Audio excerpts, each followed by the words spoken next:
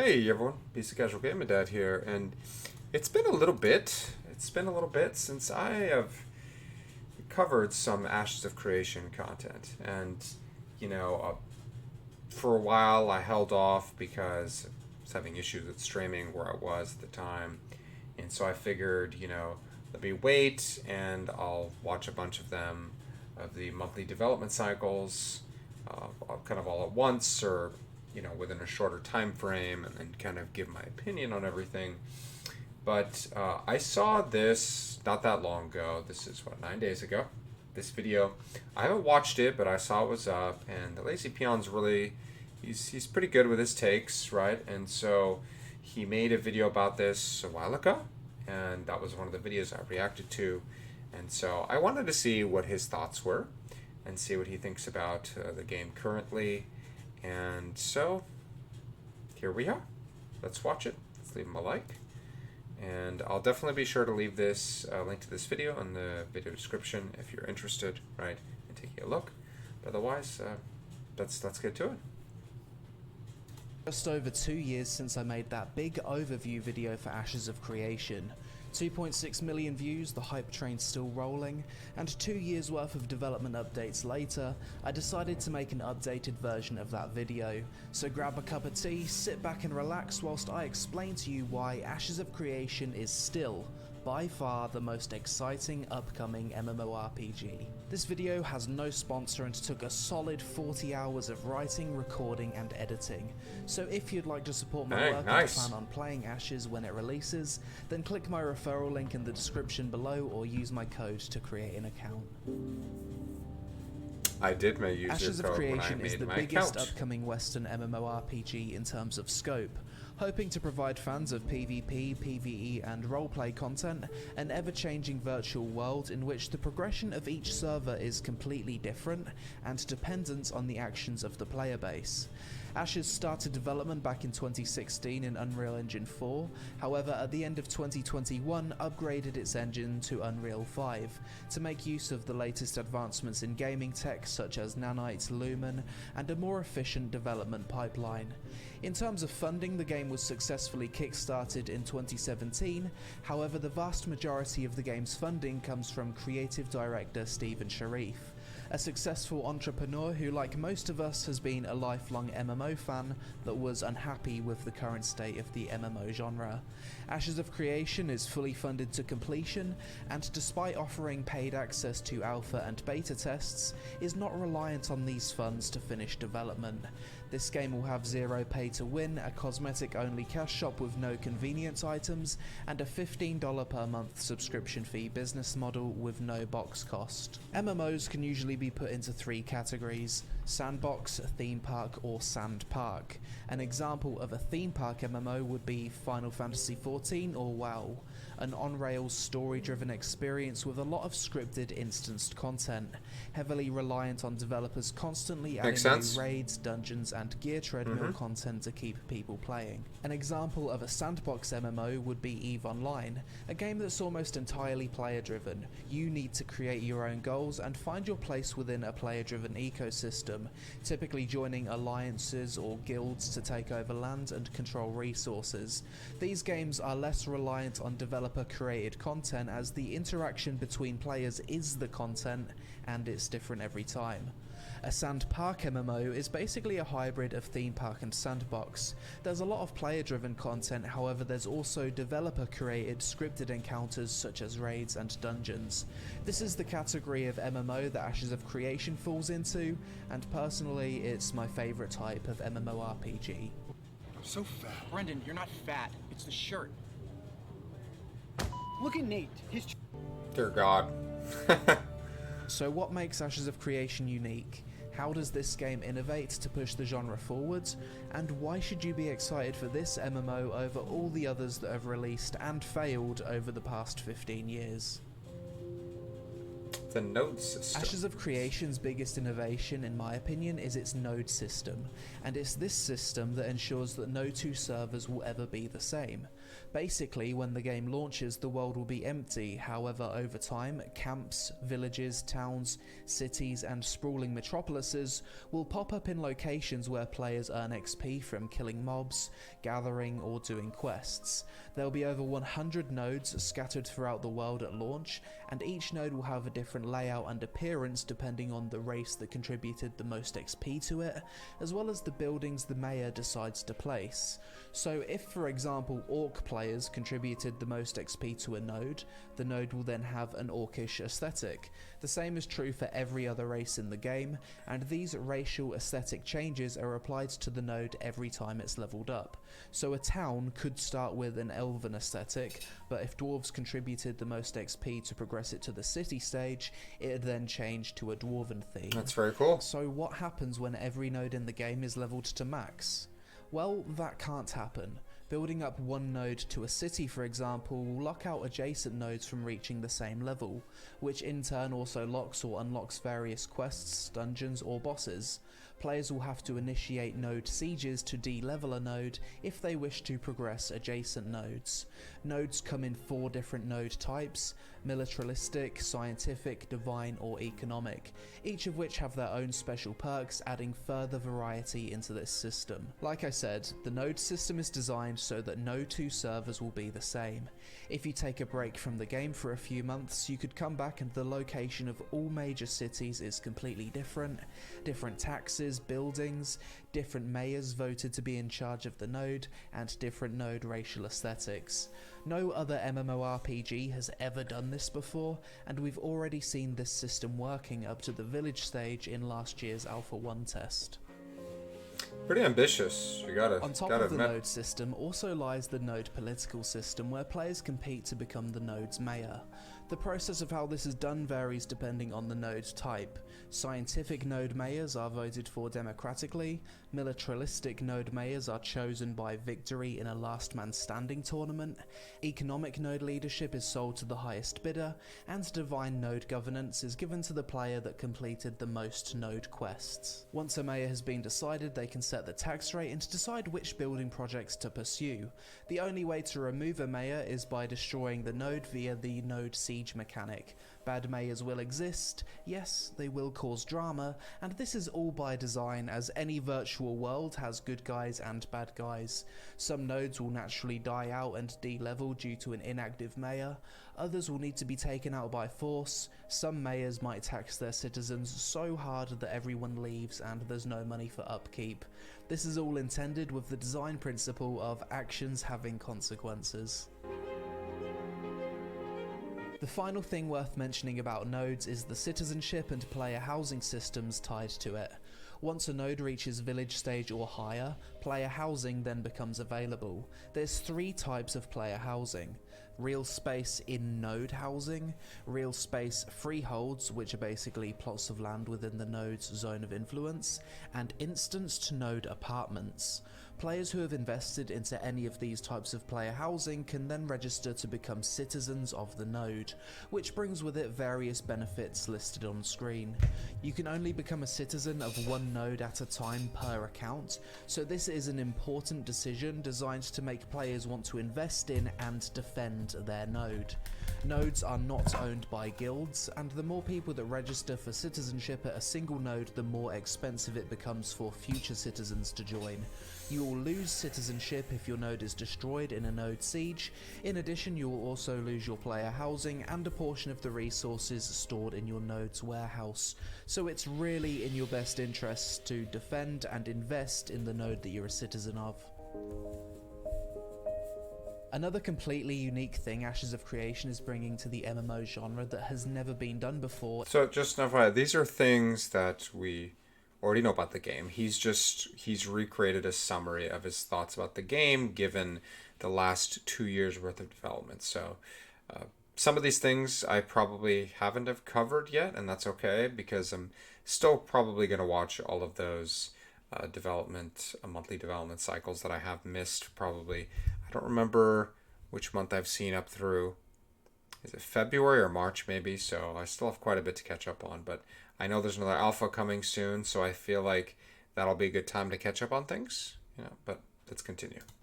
What is its season technology? This was recently shown off and working in a dev live stream, but basically every 1 or 2 weeks, certain biomes will change seasons from spring, summer, autumn or winter.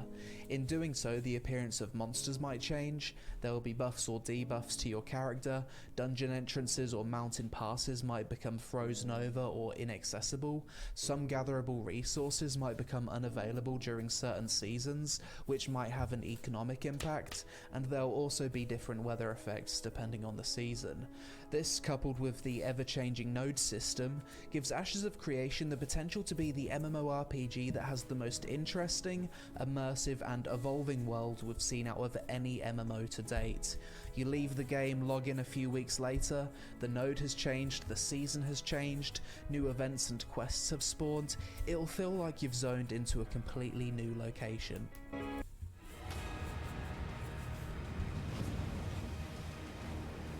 Stand strong. No thanks. On the PvE side of things, something I find especially more interesting World of with Ashes Warcraft. of Creation All done with that. is how content such as dungeons and raids will have adaptive difficulty based on the performance of the party against previous bosses. So let's say your group absolutely steamrolls the first boss in a dungeon or raid. The next boss will then scale to be more difficult, unlocking additional mechanics and as a result drop better loot. In addition, node development also has a big impact on PvE difficulty and content availability too. The higher the node level, the higher the level of mobs in the surrounding area. Perhaps there's a dungeon with 5 bosses inside, however the 4th and 5th boss rooms only become accessible once the node has developed to city or metropolis stage. Additional mechanics and higher loot potential could also be locked behind the leveling of nodes. Obviously this will take a lot of balancing, but I like the direction they're going in when it comes to PvE difficulty. If they get it right, dungeons and raids could become infinitely difficult based on performance, which could also open up the potential for competitive PvE leaderboards if there was some kind of performance rating added on top of this system. Yeah, that or people will keep track of them. Although They'll make Ashes of websites for that Creation sort of won't thing. be the first MMO to introduce a caravan system, shout out to Silk Road Online, it's certainly not a common thing we've seen in any of the other top MMOs in recent years. I think the last MMO to have something like this was Arcade. Storage in Ashes of Creation is not global. Warehouses where you store your items will be local to each node, and gatherable resources for crafting will be more or less plentiful based on biome or region. This means that players will be able to take advantage of localized economies by transporting goods from one region to another based on supply and demand. This is done through the Caravan System. Let's say you're a citizen of a node located in the desert biome. People love that need a lot snail. of wood for crafting, but Beautiful. it's hard to come by in the desert. You travel to the forest, spend a few hours collecting or buying wood from other players, then you want to transport it back to the desert to sell on for profit or use yourself. Big You can go to the damage. storage at the forest node and spawn a personal caravan to then transport those goods. In doing so, the area around the caravan will become a moving open world PvP zone, in which players can choose to either attack or defend the caravan. There's incentives for either side. This is a risk versus reward system in which you could potentially lose your stuff if your caravan is successfully raided. The whole existence of the caravan system also opens up the possibility for players to become mercenaries and sell protection services to players wanting I'd to like that. transport their I'd like to be a goods for mercenary. coin, which That'd be is a lot also of fun. pretty cool. I think I'd like to be a bounty hunter and hunt down Monster those coin scumbags events who, are multiplayer horde defense activity that can take place you know, on are, nodes.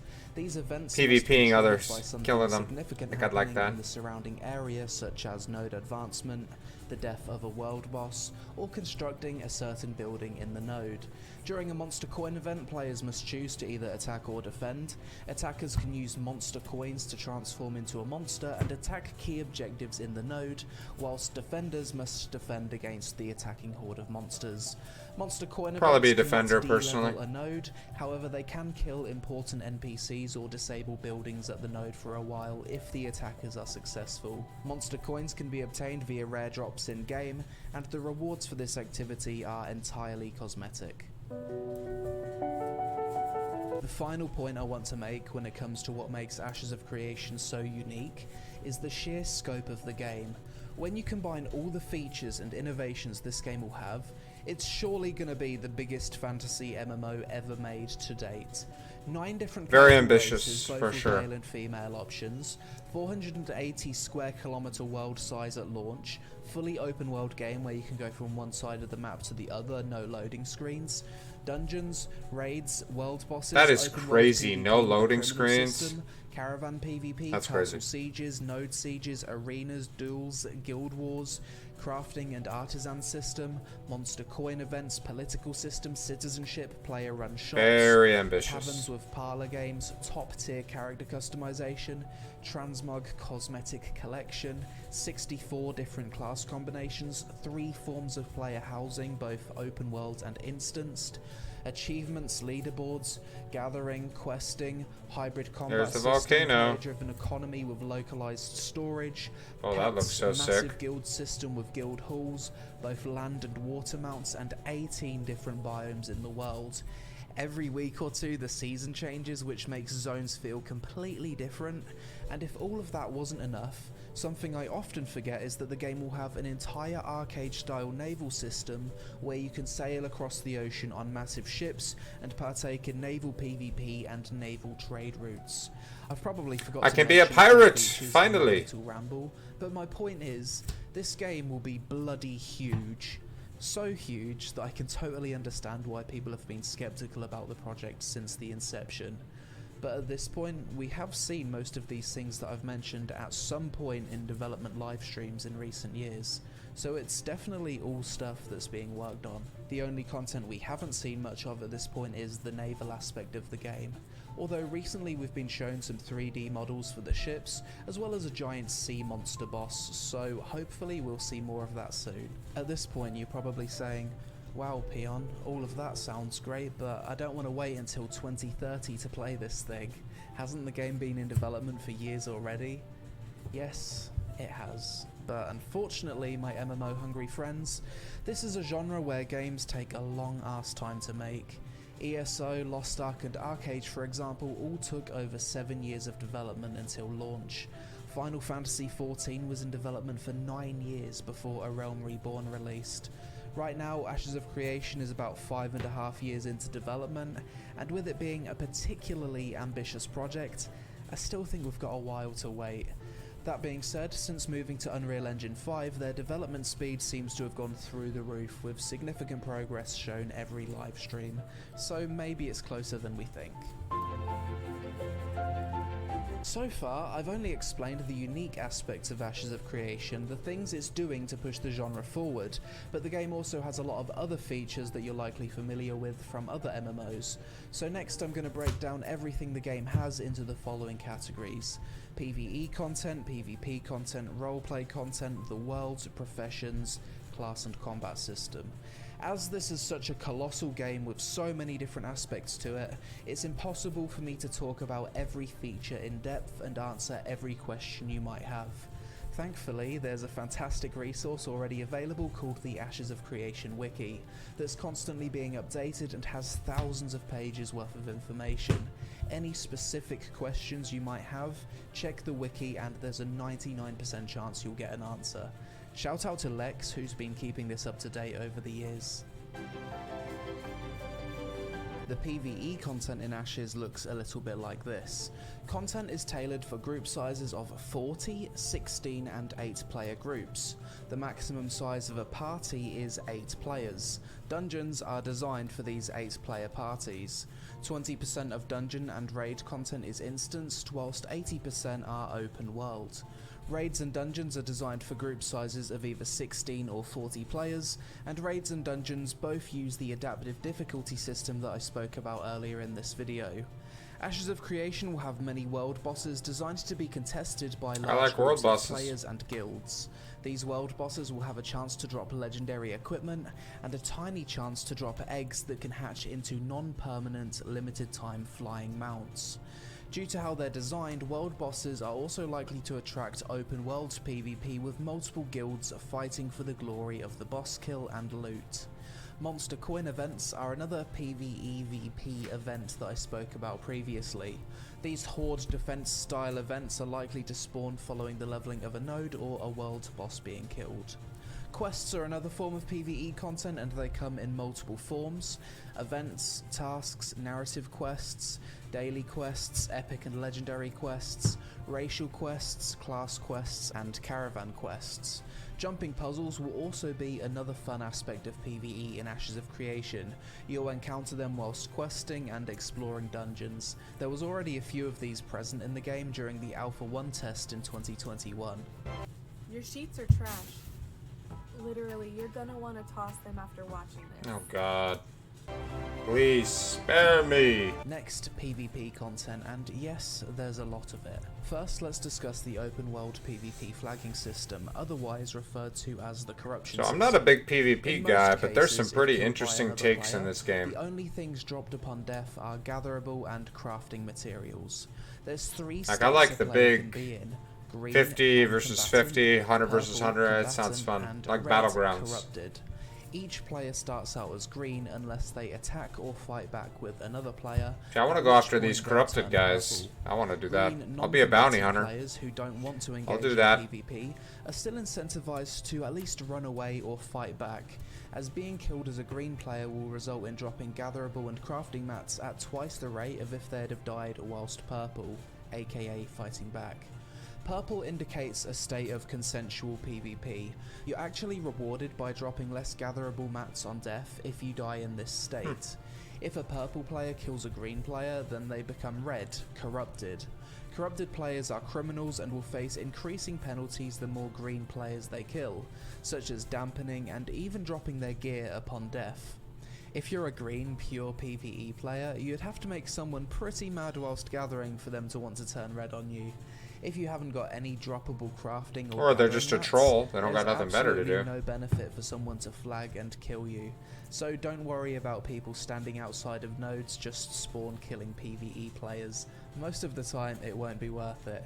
If that is something you're worried about though, a bounty hunter system will also exist where That's bounty hunters me. can hunt down corrupted players for rewards. Node sieges and castle sieges. That's These what I are wanna two do. different things. A node siege is where players band together to destroy a node, resetting its level to allow adjacent nodes to progress to higher stages. The higher the level of the node, the more work is required to fulfill the prerequisites to declare the siege. Any player can declare a node siege, and once declared, a countdown begins, giving players anywhere between 2 to 5 days notice, depending on the level of the node, to prepare for the impending battle.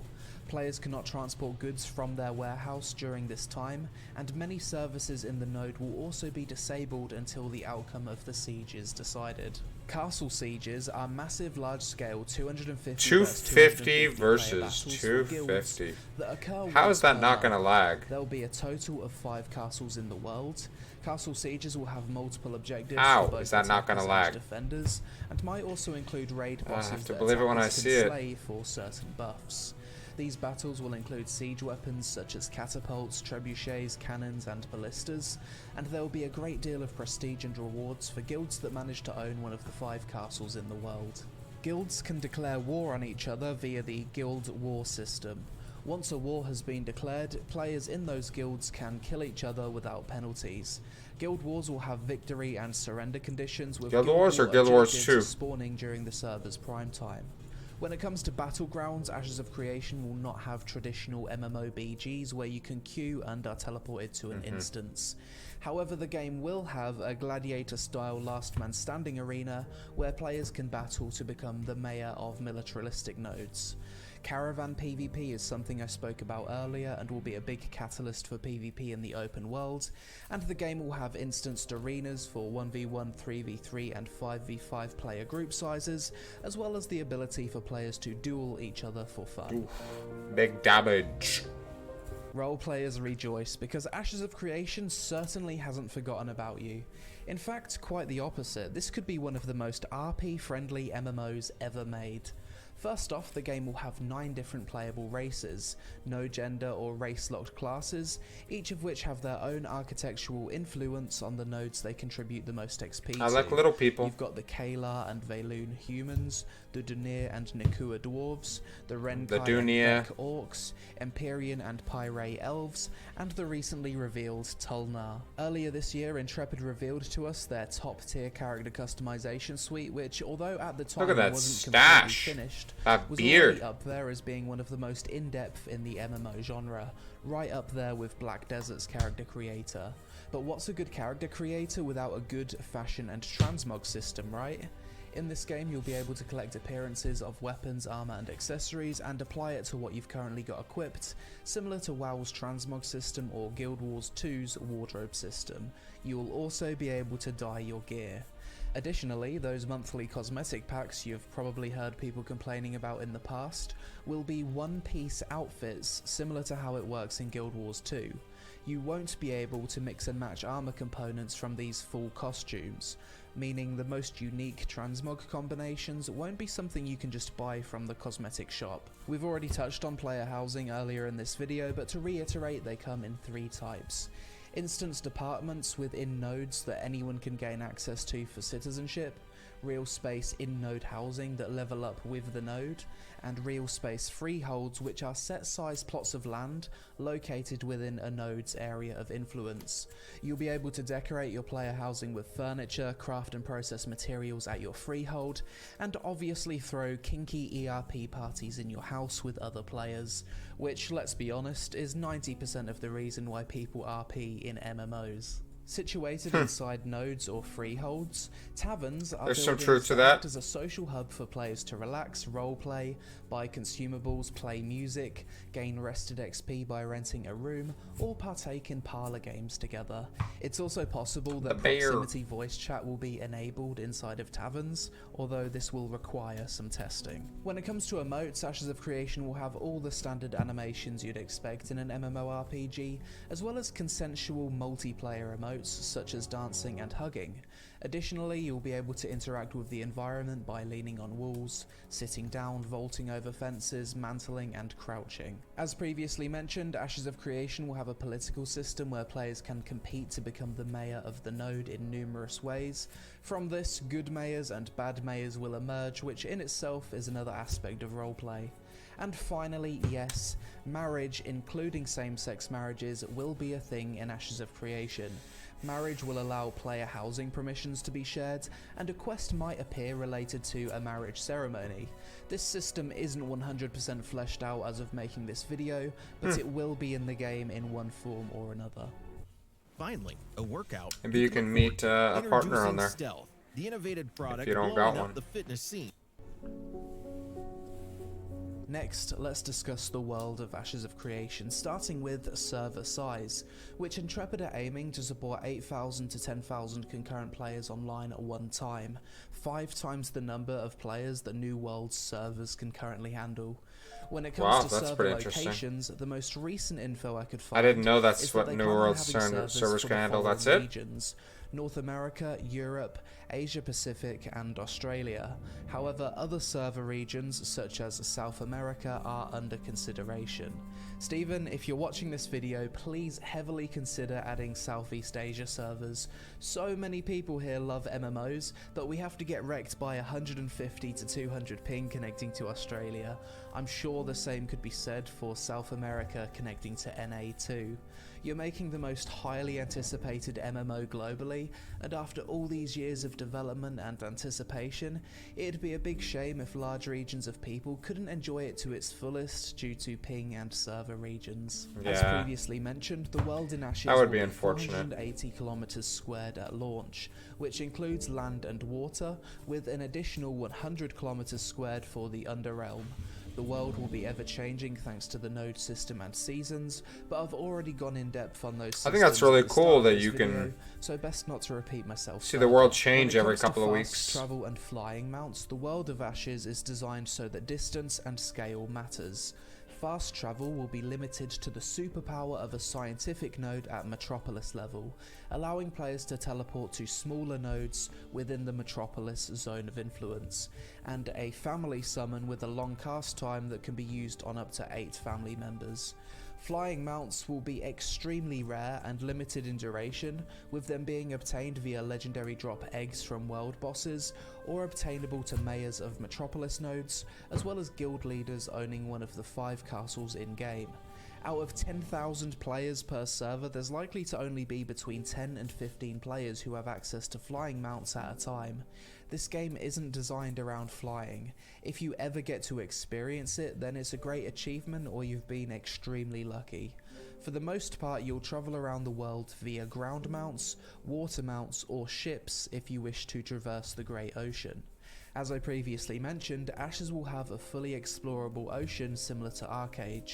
There will be coastal nodes, harbours, naval caravans, treasure hunting, underwater dungeons, that's quests, cool. naval PvP, and multiple different ship sizes ranging from small, medium, and large. Similar to Arcade, there will also be giant sea monster world bosses, like the Negalith, which was recently teased and should be present in Alpha 2. Lore and story is definitely something that's present in Ashes of Creation, however it's not one of those MMOs where you're the chosen one, hero of light, centre of the universe, god of all things, with NPCs worshipping you upon sight because you followed the same linear story as millions before you.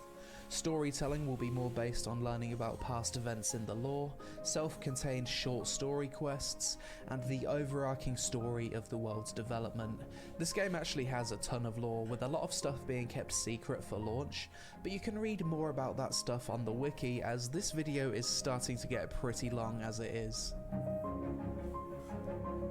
The artisan class and profession system in Ashes looks something like this. You've got 3 artisan classes: gathering, processing, or crafting, each of which contain I'm more of a various gatherer, professions. but I could do Gathering professions include any of them. farming, fishing, herbalism, lumberjacking, mining, and taming. Processing professions include animal husbandry and smelting. Oh, and I like animal crafting husbandry. professions include alchemy, armor smithing, blacksmithing, caravan building, carpentry, cooking, jewel crafting, scribes, shipbuilding, siege weapons, and weaponsmithing. A character may only master up to a maximum of 2 professions within one artisan class. So let's say you choose to be a gatherer. You could max out mining and lumberjacking, but you could not max out mining and alchemy. If you're a crafter, you could choose to max out cooking and jewel crafting, but you could not max out cooking and smelting. To get around this limitation, you may use alts or join guilds and work together to fulfill your crafting needs.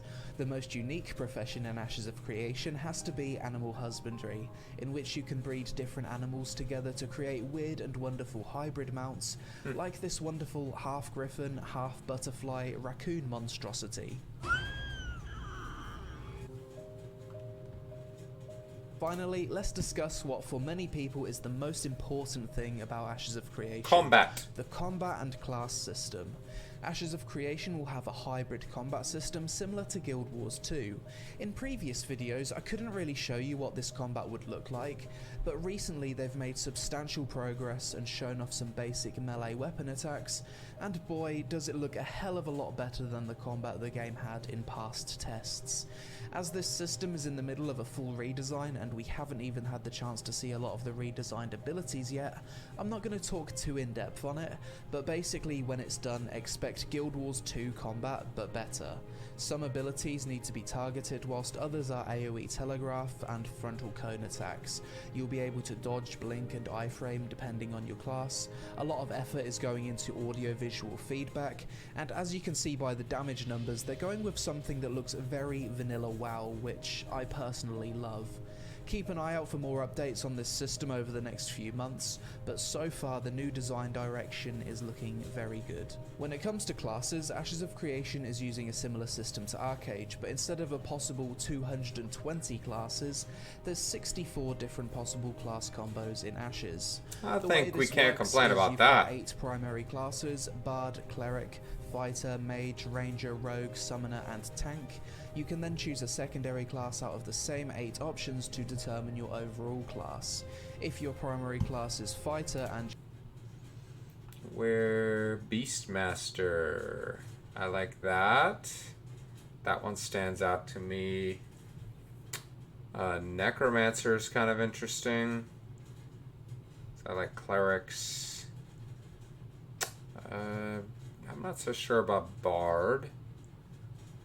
I do like summoning, that's why I was looking at that. Shaman, maybe. Depending on what your primary is, right? So see how it's different, cleric, summoner versus summoner, cleric, right? Mage, maybe at some point.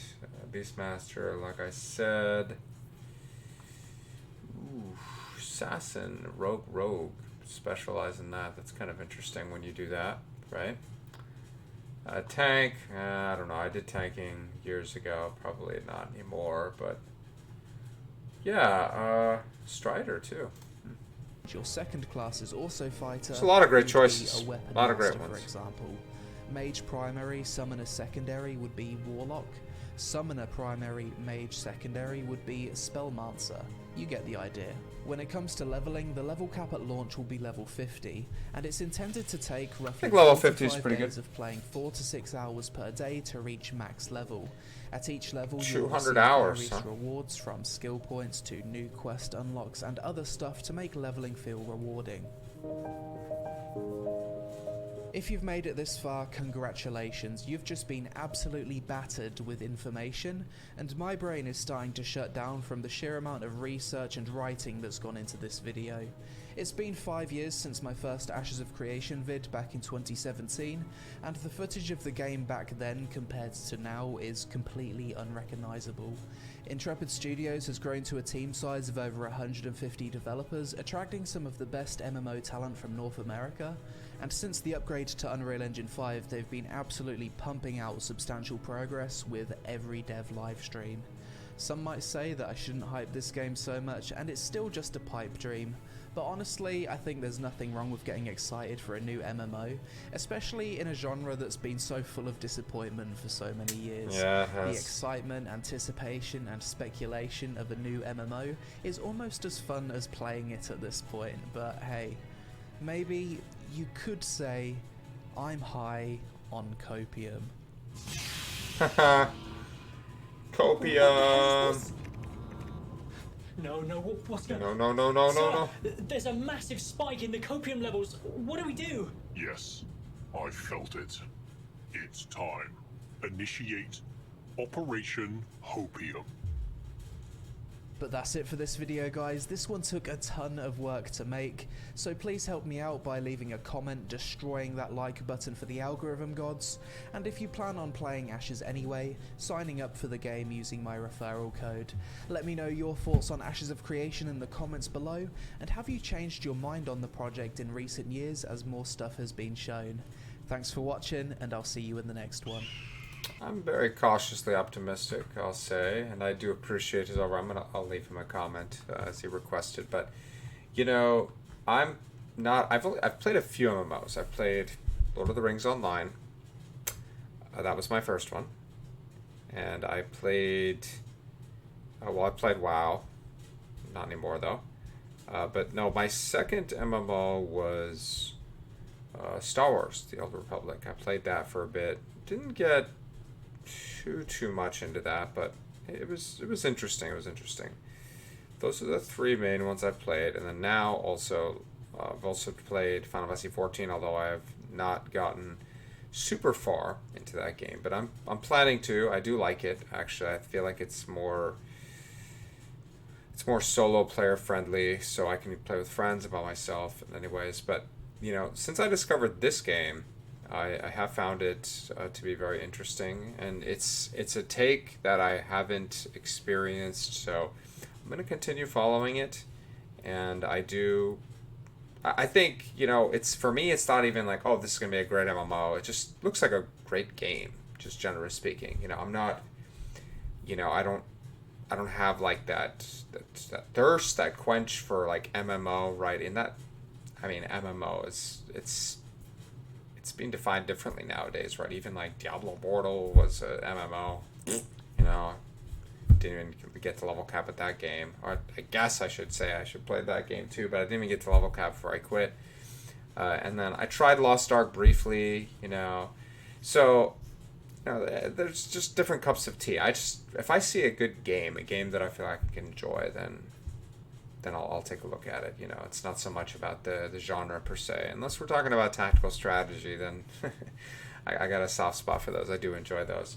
Okay, well, I think that's it. I think he's got a great take here. This is a great update video from his video he made a couple years ago, and there's a lot to look forward to. It's still probably a little while. This game's got to cook in the oven, but that's okay. We have so many great games to play. I'm not really, I'm not really concerned about it. So, and I do appreciate Steven, the creative director's take, and his patience and his time and energy he's putting into the game, and not just that, his money, and he just really wants to create this great game for people to play for many years to come. So I'll be back again sometime in the future covering this game. Otherwise, I'll just be playing other stuff for the time being. Thanks for coming by and watching, and I'll see you next time. Good night.